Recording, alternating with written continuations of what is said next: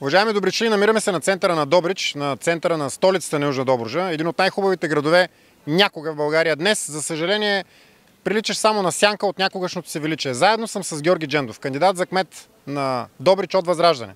Кандидат за кмет, който в неделя ще отиде на балотаж. А дали ще го спечели, зависи единствено и само от вас.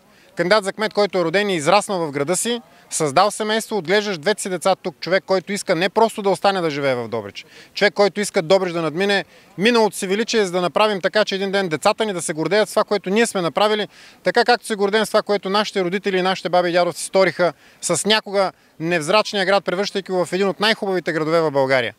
Изберете Георги Джендов за кмет. Изберете Възраждане, гласувайте с бюлетина номер 42 в неделя, не само за бъдещето. Гласувайте, за да се запишете в историята и да станете част от новата и модерна история на България. А сега ще дам думата и на Георги, за да каже и той няколко неща.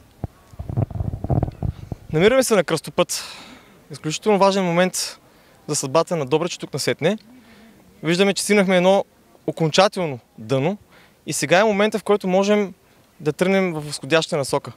Добрич е кауза, която ние ще устояваме до край, но ние имаме нужда от вашата енергия, от вашите знания, от вашата подкрепа и е крайно време да си върнем града. Крайно време да си го възродим, крайно време да вземем съдбата си в собствените си ръце и да осигурим едно светло бъдеще на нашите деца. С номер 42 на 29 октомври за Възраждането на Добрич. Време не за Възраждане. Възраждане е номер 42 в бюлетината. Купуването и продаването на гласове е престъпление.